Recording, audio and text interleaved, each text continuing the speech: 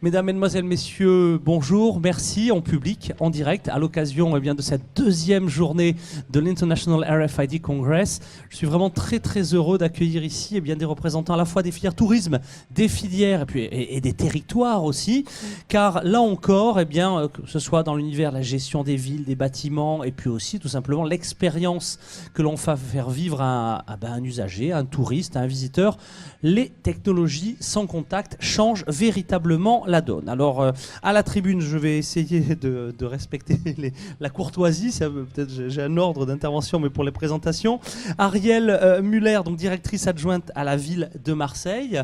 Soyez la bienvenue. Françoise Amry de l'agence touristique de l'Ardèche. On vous connaît puisque vous étiez hier à mes côtés ici même. Anne-Maëlle Goulvestre, donc consultante et juriste chez Urban Wave. Et ainsi que, alors je crois qu'elle a travaillé à la préparation de cette émission, Philippe de Mattéis, le directeur associé d'Urban Wave, et Roland Mélé, le fondateur et président de Blockpart. Qu'est-ce que j'ai dit des bêtises? Ça m'arrive souvent d'en dire, pour une fois, profitons-en. Soyez toutes et tous les bienvenus. Alors, une série de questions. Je vous en rappelle le principe. Je pose des questions. Je crois que certains ont préparé peut-être des éléments de réponse, mais n'hésitez pas à me faire signe pour éviter qu'évidemment ce panel ne soit qu'une suite d'interventions formelles et que nous ne nous endormions pas en direct devant les caméras de ce salon. Alors, Philippe, je crois que la première question est pour vous. Quelles sont les grandes lignes et applications NFC mobiles sans contact dans les territoires? La première question est pour vous, mais mesdames et messieurs, vous réagissez, vous enrichissez l'intervention de Philippe. Oui, bonjour à tous, tout d'abord. Bien, écoutez, nous sommes ici un petit peu pour parler de la NFC appliquée aux usages et aux territoires. Donc il y a un petit historique que je voulais rappeler, c'est-à-dire qu'en 2011, il y a eu un appel d'offres de la part du ministère de l'Industrie offrant la possibilité à l'ensemble des territoires français de déployer des applications à base de technologie NFC. Bien, à partir de là, il y a une quinzaine de territoires qui ont été labellisés, dont la ville de Marseille, dont la métropole de Toulon. À l'occasion, j'imagine, d'un événement dont le retentissement mondial n'est plus à démontrer, Philippe. Enfin, on en reparlera peut-être également avec Ariel. Dont d'autres collectivités, en total une quinzaine. Donc, à partir de là, il y a 5 types de services NFC qui sont déployés en majorité. La première, c'est la billettique transport, c'est-à-dire les usages au quotidien des citoyens, des touristes et des passagers à base de technologies sans contact. Vous connaissez tous la carte Transpass à Marseille, puisque nous sommes à Marseille. Le pass Navigo, accessoirement, pour les visiteurs de Paris. Voilà. Et donc ça, c'est une application phare qui représente plus de 70% des budgets alloués au déploiement de cette technologie NFC. Ensuite, les deuxièmes usages... Ah, non, mais vas-y. Oui, parce que moi, je ne sais pas faire le tourniquet. Je vais montrer voilà. Le voici pour notre caméra. Ah, voilà. Et il est bien de la ville de Marseille. Il est bien de la ville de Marseille, voilà. Ouais. Bon, alors, la seconde application et l'usage privilégié du NFC sans contact, que ce soit sous la forme d'une carte ou d'un téléphone mobile ad hoc, c'est le paiement que l'on peut retrouver dans les villes au niveau des horodateurs, des stationnements et des services publics en général. Ensuite, la troisième application qui est déployée le plus souvent, concerne l'information contextuelle auprès des citoyens, dont on parlera certainement plus avant. Les enjeux majeurs, l'expérience visiteur, puis les technos, la géologue qui s'en mêle, la réalité augmentée demain, donc il y a vraiment beaucoup d'enjeux là-dessus. C'est un sujet que j'affectionne particulièrement parce que je pense qu'il y a ici des sources de déploiement, de développement économique très importants. Ensuite, le quatrième point fonctionnel concerne les City Pass, donc les cartes destinées aux touristes, alliées ou pas alliées avec les cartes de transport, donc comme le City Pass que vous avez certainement dans votre poche aussi, peut-être, hein. Nous verrons ça tout à l'heure. Et enfin, la carte de vie quotidienne. Qui représente une carte ou un service dématérialisé sur téléphone mobile pour le citoyen afin d'accéder à tout un ensemble d'équipements municipaux et autres. Voilà ce que je pouvais dire en introduction, si vous voulez, concernant les usages et les applications de la NFC sur les territoires aujourd'hui qui sont en cours de déploiement. Alors merci déjà pour ce panel, cet historique. Est-ce que par rapport à ces applications, on en aurait oublié ou on auriez sourcé d'autres qui permettraient de compléter l'analyse de Philippe ? Prenez le micro, rapprochez-vous du micro. Alors, l'information, puisque nous, c'est le cas de ce que nous développons en Ardèche, ce n'est pas du paiement, ce n'est pas du service dans ce sens-là, mais c'est de l'information touristique. Donc c'est aussi un des panels, un des éléments du panel. Très bien. Alors je vais peut-être me retourner vers vous, Ariel, puisque vous sortez, je dirais, d'une expérience de déploiement majeure, massive, puisque Marseille, qui avait des ambitions, avait vraiment affirmé de fortes ambitions en termes de déploiement touristique à l'occasion de cette capitale de la culture, voilà. Et je crois qu'elles sont largement atteintes. Donc retour d'expérience ultra rapide sur la partie touristique, mais par contre beaucoup plus approfondie sur la partie sans contact. Alors en effet, à l'occasion de Marseille 2013, nous avons dû offrir un certain nombre de services. Alors le NFC était l'occasion de pouvoir offrir un bouquet de services orientés tourisme, culture, également service aux citoyens. En ce qui concerne la culture, en effet, donc Philippe en a parlé, le City Pass qui a été vendu donc à 40 000 exemplaires, donc qui comporte une trentaine de prestations touristiques et culturelles avec du transport, des passes qui sont valables de 1 à 3 jours et qui permettent de rentrer aussi bien dans des équipements municipaux tels que les musées, donc adaptation de la billetterie, mais également de petits trains avec des smartphones pour de la validation. En ça, c'est quand même une étape supplémentaire par rapport à tout ce qui se faisait il y a encore 5-10 ans, c'est-à-dire vraiment l'interopérabilité de la NFC avec un seul pass. Là, ça avance, je crois que la prise de conscience, on peut dire que sur Marseille, ça a vraiment été intégré dans le cahier des charges et dans la mise en œuvre. Oui, ça a été intégré, et puis on poursuit aussi le développement de ce City Pass avec une volonté d'augmenter le nombre de points de vente et aussi de pouvoir composer soi-même son City Pass avec une forme de panier. Je choisis les prestations qui m'intéressent. Donc ça, ce sera la prochaine étape sur le City Pass personnalisé. Très bien. Bon, un mot sur les enjeux peut-être quand même. Alors les enjeux de ce projet-là, puisque la ville de Marseille, avec la communauté urbaine de Marseille-Provence Métropole, avec l'Office du tourisme des congrès et avec le syndicat mixte des transports des Bouches-du-Rhône, donc a répondu à cet appel à projet. Les différents domaines d'application, c'était évidemment le transport, tout ce qui était déplacement, mobilité, tout ce qui était aussi service citoyen et donc tout ce qui était culture, tourisme. Bon, ça, un des enjeux, c'était déjà de développer l'offre de services numériques sur le territoire, d'inciter la population à utiliser cette technologie du sans contact qui est quand même difficile à démarrer et à appréhender par quand même les usagers, mais on y reviendra plus tard. C'est aussi contribuer au développement économique de la filière numérique aussi. Et puis voilà, ce projet partenarial est quand même très important puisqu'on est sur un usage au niveau du territoire. En tout cas, l'usage est là et c'est vrai que le territoire d'excellence marseillais en matière de sans contact, s'il fallait encore le démontrer, je pense qu'on est au bon endroit aujourd'hui, ici même, pour ceux qui suivent nos émissions, et en Pullman de Marseille. Alors, autre retour d'expérience, peut-être à l'inverse, parce que sur la ville de Marseille, on est dans une densité ultra forte de population, avec des sites historiques, touristiques, finalement à quelques kilomètres l'un de l'autre. Donc le parcours visiteur, finalement, peut s'orchestrer de manière plus facile, je ne sais pas, mais en tout cas plus simple, plus logique.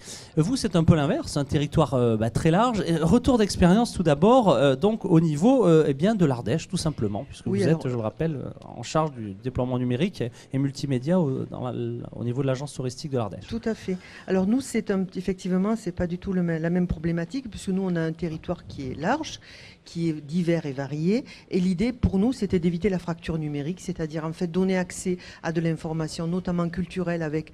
Alors le point d'orgue, c'était l'arrivée de la grotte Chauvet, la grotte ornée du pont d'Arc dit de grotte Chauvet. Ça a été un peu l'élément de départ de la réflexion, en se disant il faut que tout le territoire soit à même de donner de l'information culturelle au sens large du terme. Et on a répondu, nous, à un projet du ministère de la Culture et de la Communication sur les services culturels numériques innovants. On a été sélectionné, on a démarré notre projet en 2012 grâce à cette aide aussi du ministère de la Culture. Donc nous, on a effectivement décidé d'équiper tout le territoire de points NFC. Donc dans les offices de tourisme dans un premier temps, on a équipé 50 offices de tourisme et points d'information et on est en train de le développer sur les sites touristiques, les villages de caractère, les points géoparcs. Enfin voilà, maintenant on est en train de se dire on va aller au-delà avec nos différents prestataires pour que les visiteurs, parce que le but c'était quoi in fine, c'était que et les visiteurs et les habitants, et de l'information 7 jours sur 7, 24 heures sur 24. Donc on arrive devant un office de tourisme, quelquefois c'est un jour férié, c'est tard le soir ou trop tôt le matin, on passe, on n'a pas forcément l'info. Là, l'idée c'était de dire, je passe devant un point d'information, j'ai un panneau qui m'indique que je pose mon téléphone devant, je passe mon téléphone dessus, et j'ai toutes les informations que je veux. Parfait. 2 exemples, je dirais très très complémentaires. Je me retourne peut-être vers Roland. Roland, en 2 mots peut-être, décrivez-nous, rapprochez-vous du micro, décrivez-nous déjà votre offre, qu'on la comprenne très rapidement, et puis peut-être pour compléter ce panel, d'autres exemples, j'imagine, de territoires ou de collectivités que vous avez accompagnés en complément de ces 2 exemples qui sont, je pense, assez éloquents. Alors en 2 mots, même si BlogPark est une aventure entrepreneuriale et c'est toujours passionnant. Et, 1 heure n'y suffirait pas. Oui, même, c'est l'histoire presque d'une vie, donc voilà, ça ne peut pas se résoudre en résumé en quelques mots. Vous avez au moins 2 minutes, donc c'est dire si on est large. Hein. Mais bon, BlogPark, c'est un mobilier urbain qui se voulait déjà intelligent avant d'être connecté. Et un mobilier urbain qui devait résister à tous les usages dans l'espace public.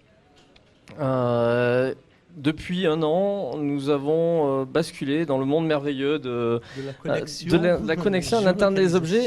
Et je trouve que c'est d'autant plus merveilleux, ces technologies, les technologies sans contact, et surtout la technologie NFC, c'est que quelque part, avec cet outil-là, ces tags NFC, on arrive à matérialiser sur un objet physique un univers virtuel. Et quelque part, dans l'expérience utilisateur, dans l'expérience de tout un chacun, on arrive à trouver des raccourcis, des hyperliens en fait, entre le monde réel et la donnée informatique. On a tous nos smartphones en poche, qui sont des fenêtres sur le monde, mais en fait qui ne sont que des judas de porte. Et pour arriver à trouver son information, il faut être soit très agile, mais on a pas mal de public quand même, notamment les publics les plus âgés, qui ont un peu du mal à trouver l'information, soit s'en remettre à des gens comme des moteurs de recherche, Google et compagnie, qui vont... je veux pas lancer la critique, mais lancer le débat là-dessus. Mais les enjeux business sont majeurs. La maîtrise de l'information contextuelle, il y a quand même des enjeux majeurs. Hein. Il y a absolument. L'Europe a perdu la guerre de l'information sur les desktops. Il ne faut pas qu'on perde celle du contextuel local. Il y a toute une problématique de désintermédiation, et c'est vrai que le NFC... dans l'espace public, ça permet à la force publique de redonner un lien, quoi. Vous avez la maîtrise de votre support. Bon, le problème, c'est que le NFC, c'est génial, c'est les étiquettes NFC ici. On en arrive aux freins, là, c'est ça ? Voilà. Alors, je vous octroie 1 minute, parce qu'on va y revenir sur les freins. Okay. Je voulais que vous me donniez des exemples complémentaires, mais allons-y. Allez, un mot pour le frein. Dans l'espace public, on sait a priori pas qui va utiliser. Et puis l'homme a ses travers. On a tous vu une peinture qui s'est caillée et avoir la tentation de le gratter du doigt pour le faire partir. Un sticker, une étiquette comme ça collée un peu sur sur tout support, a une durée de vie relativement limitée. Et une fois que cette étiquette a disparu, le lien est perdu. Donc nous avons plutôt cherché la robustesse, et nous avons réussi à intégrer directement le NFC au cœur même de la matière, c'est-à-dire au cœur de la matière de notre mobilier urbain, à savoir au cœur du béton. Et ça donne quoi ? Ça donne que le tag NFC, finalement, a la même robustesse, a la même solidité, a la même durée de vie que notre mobilier. Alors, vous me posiez la question, ça c'est relativement intéressant. Ouais, ça, parce qu'en plus, c'est dans le temps, ça dure infiniment. Oui, ça veut dire qu'en termes d'intelligence ambiante, on peut être partout. Nous avons notamment la ville de Paris qui nous a fait confiance sur ce projet-là. Et le retour qu'on en a eu, ça a été un gros effet waouh sur un public, une frange de public adolescent un peu plus. Ah, si vous avez réussi à attraper les digital natives, là c'est pas rien. C'est normal, puisque eux déjà, ils sont tous, la plupart d'entre eux sont sur des systèmes qui sont déjà, je dirais, NFC friendly, NFC ready. Donc ils ont nés avec, ils ont le téléphone Android ou Windows Phone qui va bien, et ça leur pose aucun problème. C'est vrai qu'après les autres publics, là si on rentre vraiment dans la précision, on a un peu moins d'écho. on va dire. Il va falloir faire de l'éducation. Et je rejoins un petit peu une discussion qu'on avait eue hier là-dessus. Après, je pense que dans les plus âgés, là, on a vraiment quelque chose à jouer. En revenant sur le concept de raccourci, d'hyperlien entre l'espace public et la donnée numérique, parce qu'on va simplifier une fois de plus l'expérience utilisateur. Et ça, je pense que c'est très porteur d'espoir. Alors on va parler des enjeux, mais justement, puisque vous avez ouvert le chapitre le frein, limite, etc., avant de voir un petit peu les opportunités, quels sont un petit peu les freins, quelles ont été les difficultés dans la mise en place de ces projets? Retour d'expérience, qui veut témoigner? Allez, c'est parti. Je pense qu'un des premiers freins, notamment pour les tags dont vous parlez et l'information qui est associée derrière ce tag, c'est avoir l'information. Et je pense qu'une des difficultés que nous avons rencontrées, nous, Ville de Marseille, c'est de constituer cette information et de la maintenir, de la mettre à jour, qu'elle soit pertinente. Donc, faire vivre la communauté des offreurs de contenu. Voilà, des contributeurs de cette information. Et sans ça, voilà. C'est le point qui est sous-estimé. Je vous vois, Roland, demander vraiment avec acharnement le micro. Enfin, vous pouvez continuer, je ne voudrais pas vous... Alors, Roland, c'était pour abonder complètement dans ce sens-là. C'est fou, parce que c'est vrai que quand on se met en place, on se dit, bah ouais, les utilisateurs, etc. En fait, finalement, c'est plus les offreurs de contenu qui ont autre chose à faire. Ça bloque où, Roland? Non, c'est pas un blocage, c'est vraiment un constat. Pour abonder dans ce que vous dites, dans le sens de ce que vous dites. Sur notre mobilier, nous avons disposé 6 raccourcis vers des informations bien distinctes, bien identifiées, justement pour faciliter le geste et l'appétence des personnes. Et on s'aperçoit que certains contenus fixes, les gens vont venir taguer une fois, et puis la deuxième fois ils viennent, ça n'a pas bougé, non. Et là, c'est fini. Et tous les services dynamiques, les horaires de transport, les offres locales, la localisation, l'hypercontextualisation ou les informations touristiques dans la langue native du téléphone, c'est très important. Là, on a un retour, on a des gens qui vont taguer une première fois, deuxième fois, etc. Mais c'est vrai que les contenus fixes, autant mettre un panneau d'affichage. Là, on a un frein sérieux. Je vous vois réclamer le micro. Oui, mais je crois qu'on a un petit peu la même problématique. C'est-à-dire que nous, quand on a lancé le projet, il a d'abord fallu l'expliquer à nos élus. La NFC, bon, c'est quoi? Alors quelques-uns d'entre eux savaient, mais la plupart des gens ne savaient pas du tout ce que c'était.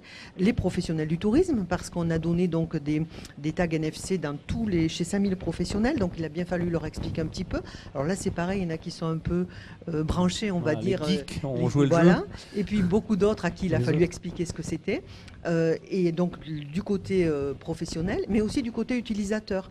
Et nous, on a beaucoup insisté, notamment avec les offices de tourisme, en leur disant, faites un peu de pédagogie. Quand les gens rentrent dans l'office, quand il y a une file d'attente, dites aux gens, regardez, vous pouvez aussi avoir des infos tout seul de ce côté avec le tag NFC. Donc ça, c'est une grosse difficulté, effectivement, que ce qu'on disait hier. Comment dire aux gens, là, vous avez un point sans contact sur lequel vous allez avoir des informations. Ça, c'est vraiment le défi majeur. Alors c'est en train d'évoluer parce que effectivement les iPhones sont équipés. Je pense que ça va booster un petit peu la pratique d'une part. D'autre part, effectivement, on commence à avoir des pubs à la télé, pas mal grand public sur le sans contact, avec des mises en scène assez rigolotes. Donc je pense que ça va un petit peu frapper les gens. Marché, ouais. Donc ça c'est un premier défi. Il y a aussi le défi de la connexion. Nous on a rencontré ce problème aussi, même si Dromardèche on est un département très connecté. Fibre optique, puisqu'on a 2300 km de réseau fibre optique, c'est quand même beaucoup. Il reste malgré tout des lieux qui sont difficiles d'accès et c'est vrai que c'est un peu un frein au déploiement de la NFC aussi. Très bien, j'imagine, effectivement. Je crois qu'on a un petit souci avec un des micros, donc si l'équipe technique veut éventuellement faire en temps réel un contrôle sur les micros, n'hésitez pas.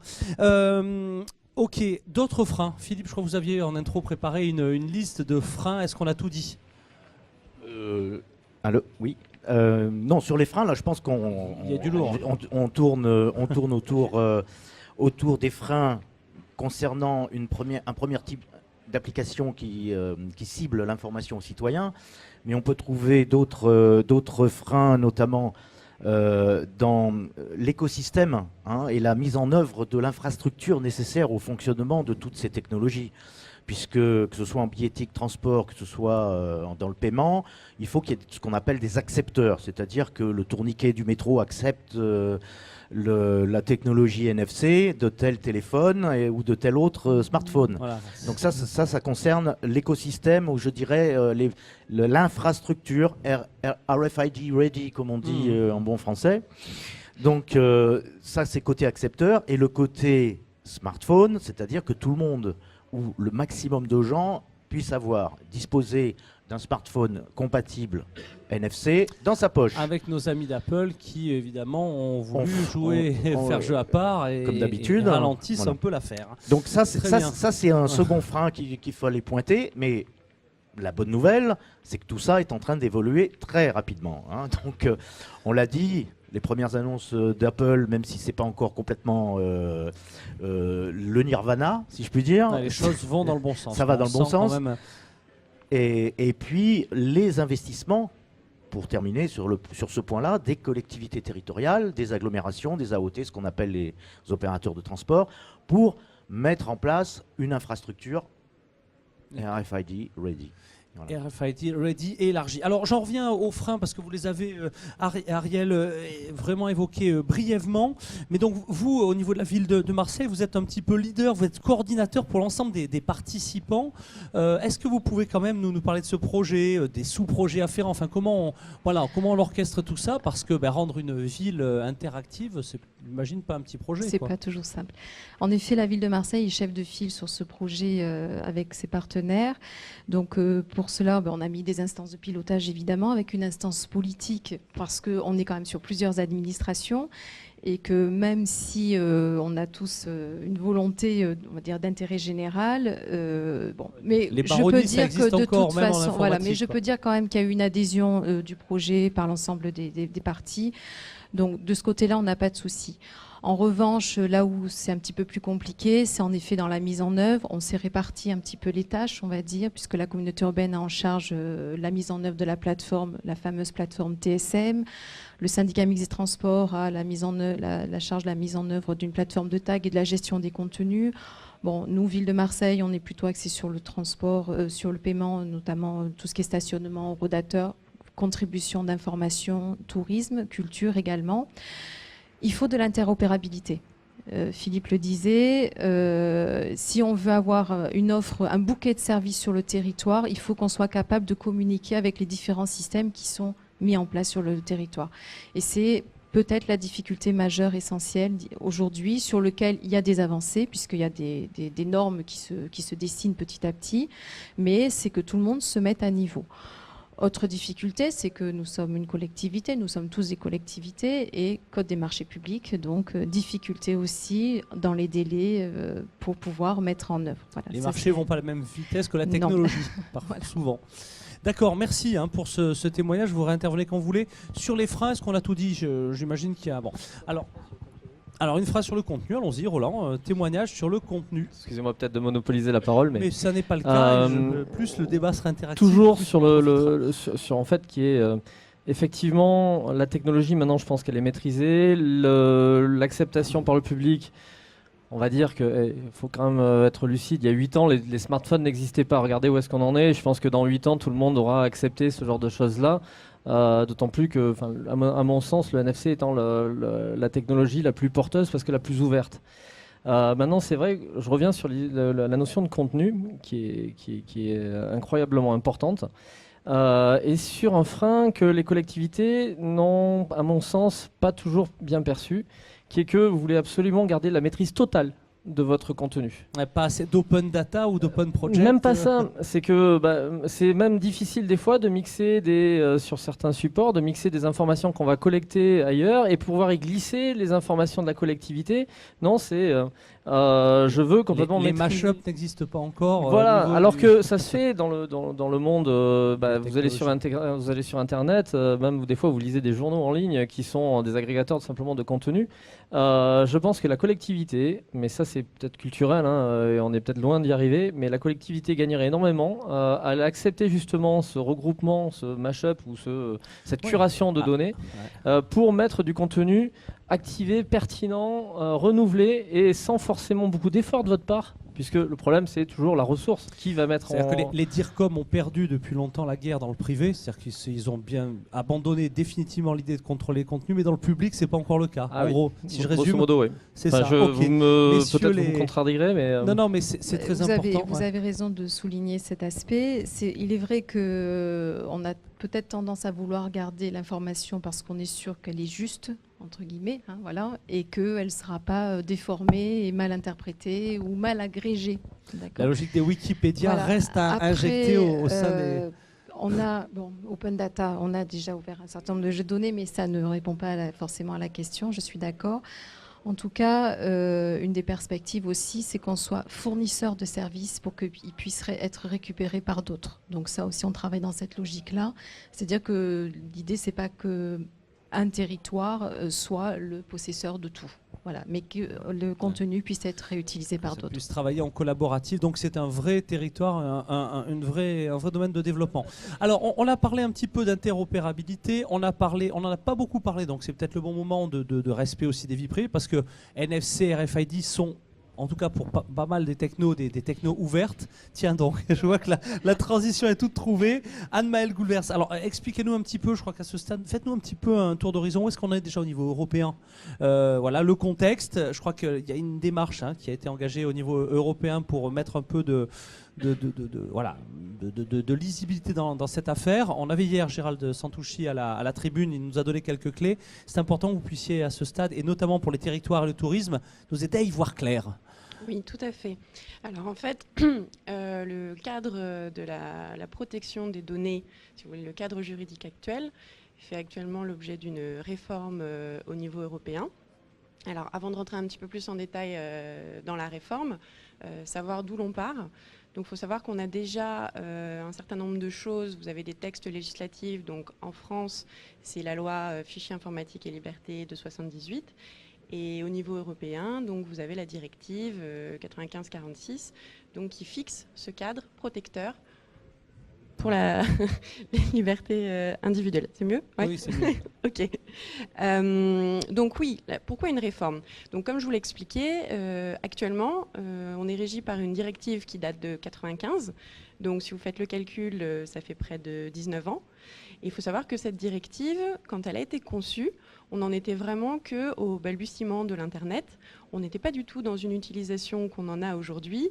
Depuis, on a vraiment assisté à une multiplication des flux de données à travers les réseaux sociaux, à travers les nouvelles pratiques comme le cloud computing, l'informatique en nuage, etc.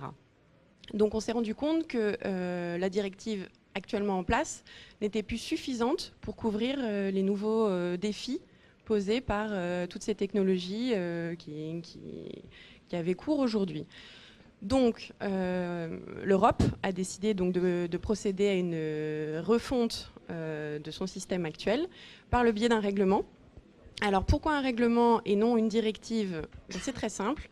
En fait, une directive, la différence fondamentale entre une directive et un règlement, la directive laisse plus de liberté aux États membres quant aux modalités de transposition de ce texte. C'est-à-dire que vous n'êtes liés, les États membres sont liés que par le résultat à atteindre. Ils sont libres quant aux modalités, à la forme que ça doit prendre. Un règlement, c'est un texte unique qui va s'appliquer tel quel, qui est directement applicable pour tous les États membres. Et ça, c'est très important parce que l'ancienne directive avait vraiment subi une variation dans les différentes transpositions des États membres. Et d'un pays à l'autre, les usagers, les citoyens n'étaient pas protégés de la même façon. Donc là, on a vraiment un message clair de l'Europe. En recourant à un règlement, ça va être vraiment un texte pour 27 pays. On n'en parle plus. Il y a aussi une volonté politique derrière, puisque comme ça, l'Europe peut s'adresser avec une voix unique, quelque part, face aux autres États qui n'auraient pas forcément envie de se conforter à ce cadre juridique assez protecteur au niveau des usagers. Alors sur le fond, maintenant, donc les collectivités qui sont aujourd'hui présentes, donc les acteurs publics, mais également les acteurs privés, vont devoir se conformer à ce nouveau texte Dès qu'il sera entré en vigueur, on aura 2 ans pour l'appliquer. Mais si vous voulez, automatiquement, qu'est-ce que ça va impliquer pour les collectivités ? Un effort pour se conformer à ces nouvelles obligations. Donc il faut savoir que le règlement, il fait plus de 80 pages, une centaine d'articles. Enfin, c'est un texte vraiment très très dense. Mais pour vous, moi je retiens vraiment 4 points saillants sur ce texte-là. Donc le principe d'accountability, le principe de privacy by design, le principe de PIA, donc l'analyse d'impact préalable, et la notification des failles de sécurité. Alors donc concrètement, en 2 mots, le principe d'accountability, donc ça c'est vraiment quelque chose qui est récent, enfin qui est nouveau dans ce texte. On pourrait le traduire par une obligation de documentation, si vous voulez, qui s'adresse donc aux responsables de traitement, qui va devoir être en capacité de prouver qu'il a respecté, enfin de prouver quelle a été sa démarche au niveau informatique et liberté, tous les processus qu'il a mis en œuvre justement pour être conforme à ces exigences. Autre principe, donc le principe de privacy by design, qui est imbriqué également. Donc privacy by design, ça veut dire quoi ? Ça veut dire conception, prise en compte de la vie privée dès la conception d'un produit, d'un logiciel, d'une application, d'un traitement quel qu'il soit. Et ça, c'est très important. Ça veut dire que en amont de votre projet, avant même d'avoir arrêté finalement les décisions définitives très importantes au niveau de l'architecture et autres, vous devez vous poser cette question de savoir est-ce que vous avez est-ce que vous ne collectez que les données dont vous avez effectivement besoin, et comment vous mettez en œuvre l'ensemble des obligations informatiques et liberté. Donc je prends un exemple concret. Vous savez que parmi les exigences, une donnée doit être adéquate, pertinente, etc. Concrètement, ça veut dire quoi ? Ça veut dire que votre donnée, elle ne peut pas être pertinente pendant une durée de vie ad vitam aeternam. C'est ce qu'on appelle le principe de durée de conservation. Vous allez dire automatiquement, moi je m'engage à collecter cette donnée pour 6 mois, 8 mois, ce genre de délai. Concrètement, si vous partez sur un principe de prise en compte de la vie privée dès la conception, ça veut dire quoi ? Ça veut dire que dans votre modèle conceptuel de données, vous allez être obligé d'intégrer cette info-là, cette obsolescence, si vous voulez, de la donnée.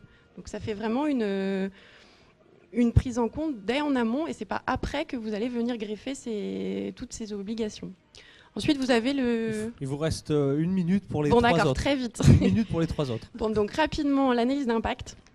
Alors, l'analyse d'impact préalable, donc ça c'est pareil, c'est dans le cadre du principe d'accountability, ça va être comment prouver que vous êtes justement conforme et que vous avez fait tous les efforts possibles pour que votre application, votre système soit le plus respectueux des libertés individuelles et de la vie privée et des données personnelles. Donc concrètement, le but de l'analyse d'impact préalable, PIA, Privacy Impact Assessment, ou DPIA, des fois, Data Protection Impact Assessment, suivant les terminologies, ça va être de pouvoir déterminer si votre application, votre système, ou plus largement votre nouveau traitement, est porteur de risques pour la vie privée de vos usagers. Donc, on va recenser l'ensemble des risques potentiels, la probabilité qu'ils se produisent, leur ampleur potentielle, et surtout réfléchir aux contre-mesures qu'on va pouvoir mettre en place pour atténuer ces risques, pour éviter qu'ils ne se produisent. Et une fois que vous aurez donc ces risques résiduels, vous vous engagerez de manière formelle en déclarant que voilà, vous avez réalisé cette analyse d'impact, vous avez limité les risques potentiels et vous pouvez lancer votre application ou votre produit.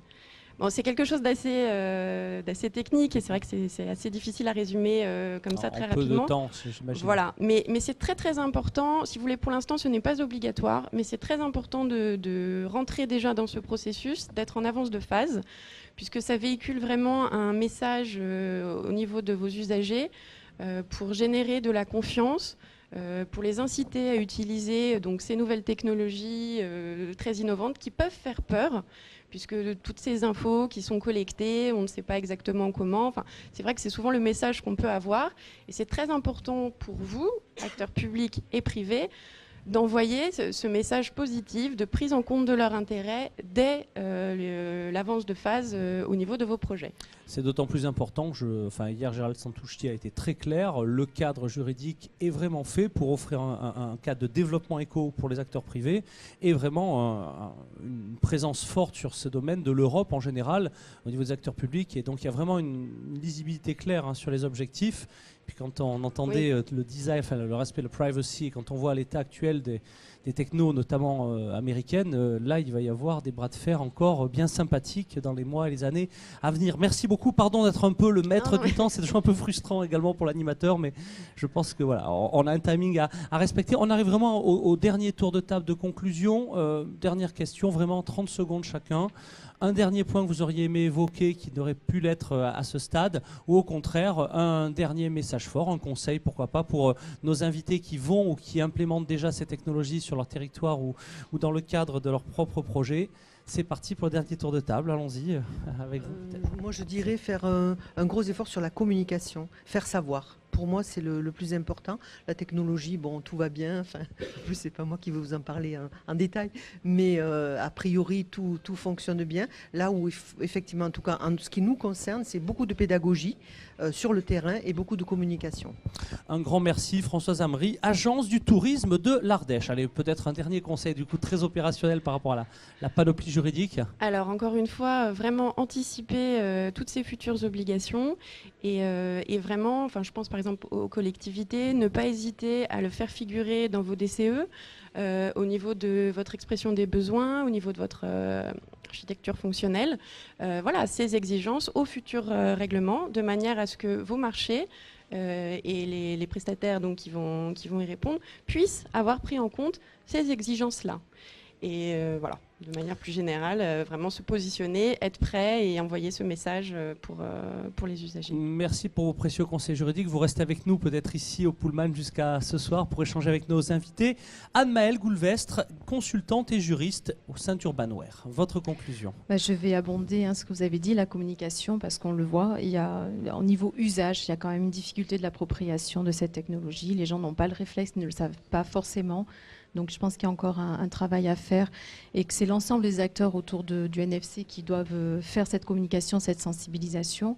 L'aspect juridique, vous l'avez souligné, c'est très contraignant également. Nous sommes très vigilants, nous, Ville de Marseille, en ce qui se concerne tout ce qui est cette sécurité, d'écriture des données dans les cartes, surtout que si on veut travailler sur du multipartenaire, donc vous imaginez bien qu'on doit être plus ou moins en silo en fonction des différents systèmes d'information. Et si je peux donner aussi encore un conseil, c'est-à-dire qu'en matière de développement du NFC, la technologie, ce n'est pas le plus compliqué. C'est tout ce qui va être en amont et tout ce qui va être le développement du service lui-même. Donc, il vaut mieux partir sur des services existants et rajouter la technologie qui va compléter un service plutôt que de dire bon, je pars de rien, je vais développer un nouveau service et bon, alors là on va prendre beaucoup de temps. Merci sincèrement pour ce retour d'expérience. Revenez quand vous voulez pour nous présenter cette problématique. Roland, votre conclusion? On peut faire dans l'ordre, oui. Non, mais comme Philippe avait préparé l'émission, je ne sais pas. Alors, oui. Alors Philippe, allons-y. Bien, oui. Donc moi, dans le contexte des territoires, des collectivités territoriales et de la mise en œuvre des technologies NFC, j'aurais quelques recommandations qui sont aussi le résultat de travaux de mutualisation qu'on a pu avoir avec un ensemble de territoires et d'organismes. Donc d'abord, il s'agit bien souvent de travailler en mode collaboratif, donc ce qui est un petit peu différent que de faire tout chez soi tout seul dans son coin, pour résumer et pour aller vite. Donc apprendre à coopérer entre les expériences des autres et d'autres territoires, donc ça me paraît aussi un point important, puisque là on est dans une ouverture. On a parlé tout à l'heure d'écosystèmes et d'infrastructures complexes. Intégrer la conduite du changement, et la conduite du changement, ça passe y compris par la communication, y compris en interne, externe, etc., puisqu'on est dans des modes de fonctionnement totalement différents. Garder un pragmatisme à toute épreuve, ça c'est clair. Éviter de fantasmer, de rêver, encore qu'on peut rêver le week-end, mais la semaine, on se remet les pieds sur terre. Et enfin, se faire accompagner par exemple le cabinet Urban Wave, hein, dont je suis le directeur associé, avec Anne Maëlle, parce qu'il y a des domaines et des secteurs qui sont très pointus, comme on l'a vu sur l'aspect juridique, ou d'autres points comme la gestion du changement, ou comme la distance qu'on doit avoir à la réflexion, où un cabinet indépendant et neutre qui a l'habitude de faire ça, est en général de bons conseils. De bons conseils. Voilà. Un grand merci Philippe de Mathéis, le directeur associé du cabinet Urban Wave. La conclusion des conclusions, c'est jamais facile. Hein. C'est jamais facile. Surtout que c'est, à mon avis, ça ne peut être qu'une conclusion ouverte. Déjà, sur l'aspect, un aspect important, c'est l'aspect de pédagogie envers les publics, surtout dans l'espace public. J'invite tous les gens qui nous écoutent ou qui nous ont rejoints là, à aussi essayer d'avoir une véritable réflexion sur l'utilisateur final, le end-user et son expérience. Parce que c'est aussi ça qui fera que toute cette belle mécanique qui s'est mise en route, en partant du haut des principes et puis des technologies derrière, des données, de la collection des données, des logiciels, des plateformes de redirection, etc. Tout cet écosystème qui s'est constitué autour de ça, ma foi, ne fonctionnera pas ou restera un peu qu'inutile si l'utilisateur ne vient pas être complètement... n'est pas convaincu et ne va pas réutiliser l'équipement, le système. Donc pour moi, en fait, simplement le NFC, je trouve ça magique. Mais c'est vrai que ça ne reste qu'un dispositif, qu'une clé. Et le principal, c'est, ma foi, c'est tout ce qu'on va mettre autour, la façon dont ça va se positionner dans l'espace public, avec du bloc park, pourquoi pas, mais j'espère que d'autres entrepreneurs me rejoindront dans cette démarche-là, parce que je crois qu'on est vraiment les premiers à avoir cette réflexion de pérennité dans l'espace public du NFC, et un accompagnement et j'espère de la confiance de la part de collectivités qui nous permettront d'asseoir un socle national pour partir nous développer sur l'étranger. Parce que je crois que le NFC, c'est quand même quelque chose où la France est très en avance. On commence à avoir un vrai savoir-faire et il faut l'exporter. Et je pense que le ciel est ma limite. Notre limite, il doit l'être notre limite collective. Eh ben, c'est une très belle conclusion ouverte. Il ne tient qu'à vous, mesdames et messieurs, d'en profiter. Merci à tous les 5 d'avoir participé à cette émission. Merci à vous d'y avoir assisté nombreux. Merci à vous qui suivez également nos émissions depuis le début de ces 2 jours de congrès. À très vite pour d'autres témoignages et reportages. Au revoir.